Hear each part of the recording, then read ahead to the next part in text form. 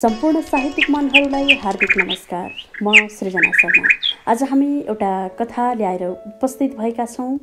साहित्यकार इन्दिरा प्रसाईज्यूको खजुर प्रसाद शीर्षकको कथा वाचन गर्दैछौँ। इन्दिरा प्रसाई नेपाली साहित्य आकाशमा सुपरिचित नाम हो। कविता, कथा, उपन्यास, खण्डकाव्य, समीक्षा, जीवनीमूलक निबन्ध, अनुवाद लगायत सम्पादन क्षेत्रमा एकदमै सक्रिय रूपमा लागि पर्नु भएकी इन्दिरा प्रसाई नयाँ प्रकाशन र त्रिमूर्ति निकेतनकी संस्थापक अध्यक्ष पनि हुनुहुन्छ। उहाँले नै लेख्नु भएको आज हामी खजुर प्रसाद कथा वाचन गर्दैछौँ। आउनुहोस् अब हामी एकैछिन खजुर प्रसाद तर्फ लागौं। यो 50 वर्ष अघिको कुरा हो। पूर्वी पहाडको एउटा विकट गाउँमा हलेसी छात्रावास थियो। त्यहाँ छात्रावासका हामी त्यसै वरिपरि 5 गाउँका भर्खरै व्रतबन्ध भएका तन्नम विद्यार्थी मात्र बस्थ्यौं। लाउरबाट पैसा कमाएर ल्याएका केही मनकारी सेता मगारू लिनले तन्नम क्षेत्री बाहुनका सन्तानका लागि नै यो छात्रावास खोलिदिएका थिए। विद्यालयकै छेउको एउटा अलि हुने खानेको गोठमा यो छात्रावास खोलिएको थियो। हाम्रो व्यवस्थापनका लागि हामीसँगै छात्रावासमा एकजना स्कुलकै गुरुजीलाई त्यहाँ राखिएको थियो। 5 गाउँका 50 घरको मुष्टिदानका चामलले हाम्रो छाक चल्थ्यो। तिहुन पनि मुन्टा मुन्टी कतै खनी खोस्री कुनै जुक्तिले हुन्थ्यो। गोठका मालिकको गाई लैनो हुन्जेल कहिलेकाहीँ अमिलो मोही पनि हामीले पाउँथ्यौँ। धेरैजसो गुन्द्रुक सिन्कीका माड हालेकै तिउन हुन्थ्यो। हरियो खुर्सानी मिचेपछि त्यही अमृत हुन्थ्यो। सबै कुरा त ठिकै थियो। विद्यालय बिदा नहुँदा त समस्या पनि थिएन। तर शनिबारको दिन र भैपरी बिदाका दिन हामी 10 जना केटाहरूले त्यस गाउँका बोट बिरुवामा फलेका चिचिला पनि भेटेसम्म बाँकी राख्दैनथ्यौँ। त्यसरी स्कुल बिदा भएका दिन राम्रोसँग पढेर बस्नु है भन्दै बिहानै गुरुजी पनि आफ्ना घरतिर कुलेलम ठोक्थे। गुरुलाई हस भने पनि गुरु हिड्नासाथ हाम्रो उही चकचके धन्दा सुरु हुन्थ्यो। त्यति बेला हामी बीच जसले धेर बिगार्न सक्थ्यो त्यही गतिलो मानिने खेल चल्थ्यो। हाम्रो खेलका कारण गाउँलेको सहनशीलताको सीमा भत्कियो। हाम्रो चर्ती कलाको विवरण प्रथमतः हाम्रो छात्रावासको घरधनीसम्म पुगेको थियो। त्यसपछि हामीले छुट्टीका दिन उधुम मच्चाएको कुरा क्रमिक रूपले विद्यालयका प्रधानाध्यापक र हाम्रा गुरु हुँदै हाम्रा गुरुकै मुखबाट हाम्रा कानसम्म फर्केर आइपुगेको थियो। घर परिवारवाला हाम्रा युवा गुरुलाई छुट्टीका दिन घर पुगेर आऊ भन्ने लाग्नु अस्वाभाविक पनि थिएन। तर चकचके विद्यार्थीका कारण आधा बिहान मात्रै पढतिरको आफ्नो घर पुगेर यसो परिवार भेटेर आइहाल्न पनि गुरुजीलाई कठिन भएको थियो। तर जहाँ समस्या त्यहाँ समाधान भने चाहिँ गुरुले समाधानका उपाय भेटेका थिए। कुरा के थियो भने नि हाम्रो छात्रावासमा झिङ्गा यति धेरै लाग्थ्यो कि पाक्दा पाक्दैको तिउनमा झिङ्गाको तरै लाग्थ्यो। भातमा त सेतो कालोको फरक हुनाले झिङ्गा मिल्काएर खान सकिन्थ्यो, तर गुन्द्रुकको तिउनमा भने झिङ्गा छुट्याउनै गाह्रो हुन्थ्यो। त्यसैले गुरु र चेला अर्थात् हामी सबै नै झिङ्गाले हैरान भएका थियौँ। गुरुले त्यही हाम्रो झिङ्गा समस्यालाई नै हामी चकचकेको चकचक समाधानको उपायका रूपमा आविष्कार गरेका थिए। त्यसका लागि गुरुजीले केराको दाम्चा काटेर 10 वटा झिङ्गा मार्ने फ्याटफ्याटे बनाएका थिए। तिमीहरू म घर गएपछि गाउँमा बदमासी गर्न जाने होइन। दिनभरि यो फ्याटफ्याटेले झिङ्गा मारेर बस्नु। म तिमीहरूलाई एउटा झिङ्गाको 1 पैसा दिन्छु। त्यसमा जमानामा आफूसँग 5 पैसा भयो भने पेटभरि खाजा खान पाइन्थ्यो। हामी दङ्ग परेर पैसा कमाउने दाउमा दिनभरि छात्रावासमै झिङ्गा मारेर बस्न थाल्यौँ। तर हाम्रो एउटा साथी खजुर प्रसाद भने गुरुजी बाहिर निस्कना साथ म त नखेली बस्न सक्दिनँ साथीहरू, तिमीहरू झिङ्गा मारेर बस भन्दै गाउँ डुल्न हिँडिहाल्थ्यो। हामी दिनभरि झिङ्गा मारेर बस्थ्यौँ। त्यस दिनभरिमा हामीहरू मध्ये 2 जनाले 20-20 वटा, 3 जनाले 15-15 वटा र 4 जनाले 10-10 वटा झिङ्गा मारेका थियौँ। साँझ परेपछि गुरु भन्दा एकैछिन अघि मात्र भित्र पसेको खजुर प्रसादले त्यस दिन एउटै झिङ्गा मारेको थिएन। खजुर प्रसाद खोइ तैँले कतिवटा झिङ्गा मारिस? हाम्रो झिङ्गाको हिसाब बुझिसकेपछि गुरुले उसलाई सोधेका थिए। खजुर प्रसाद खोइ तैँले कतिवटा झिङ्गा मारिस? हाम्रो झिङ्गाको हिसाब बुझिसकेपछि गुरुले उसलाई सोधेका थिए।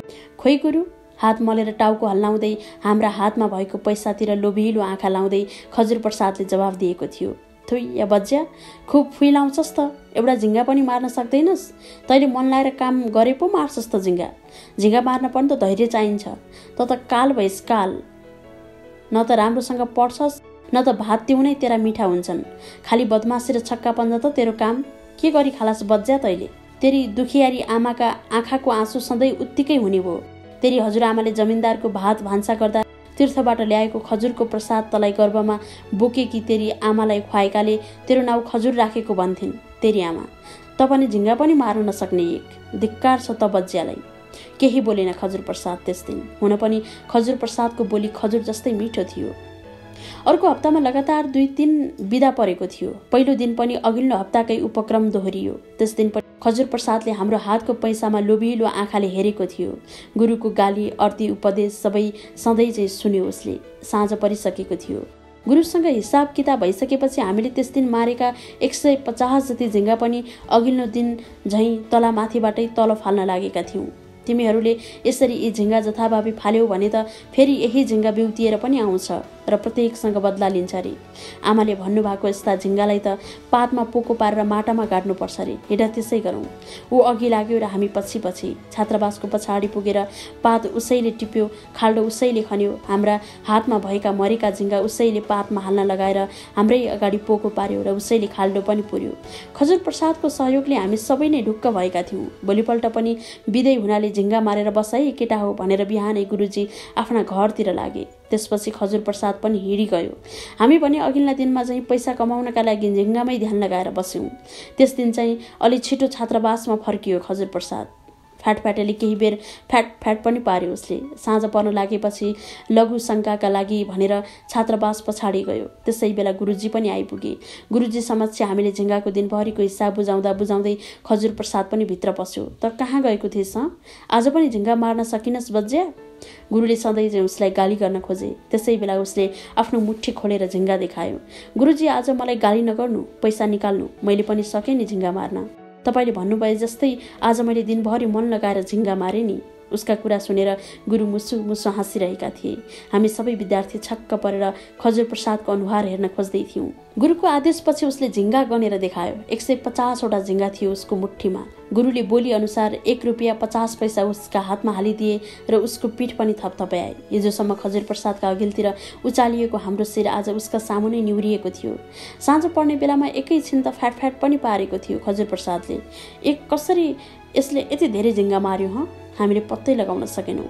म गाउँ डुल्न गएको कुरा गुरुजीलाई तिमीहरूले भन्यौ भने तिमीहरूको म जान्दो गर्छु भनेर उसले हामीलाई थर्काउँथ्यो पनि। ऊ अलि हुल्याहा खालको हुनाले हामी उसँग डराउँथ्यौँ पनि।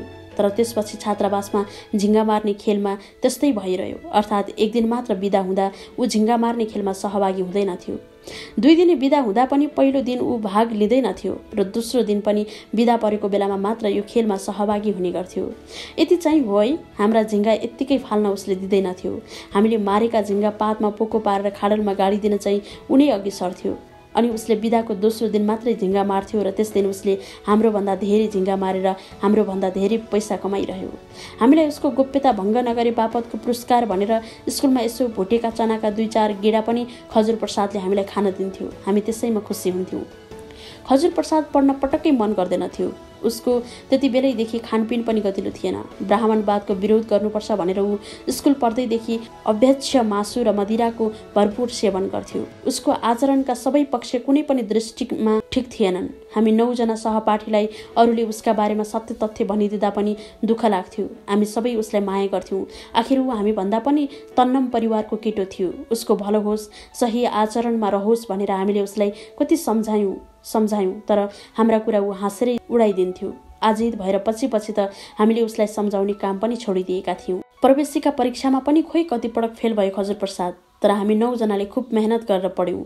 गतिलोसँग पढेको पुरस्कार स्वरूप नै पनि हामी मध्ये कोही हाकिम भयौँ, कोही डाक्टर, कोही इन्जिनियर, कोही हाई स्कुलका मास्टर भयौँ, कोही कलेजमा पढाउने प्रोफेसर पनि भयौँ, कोही न्याय सेवामा लागेर न्यायाधीशै पनि बन्यौँ। त्यसबेला हाम्रो सहपाठी खजुर प्रसाद बाहेक हामी 9 जनाले नै समाजमा आफ्ना लागि सम्मानित स्थान बनाइसकेका थियौँ। तर हाम्रो साथी खजुर प्रसाद के गर्दैछ हामीलाई धेरै समयसम्म पनि केही थाहा थिएन। खजुर प्रसाद तत्कालीन पञ्चायती शासनको विरोधी भयो अरे भनेको चाहिँ सुन्यौँ। ठुला नेताको पछि हिँड्ने नेता पो भयो अरे खजुर प्रसाद भनेको पनि सुनियो। जेल परेको रे खजुर प्रसाद त भनेको पनि सुनियो। एक दिन त अचम्मैको समाचार रेडियोबाटै आयो, खजुर प्रसाद राष्ट्रको प्रधानमन्त्री।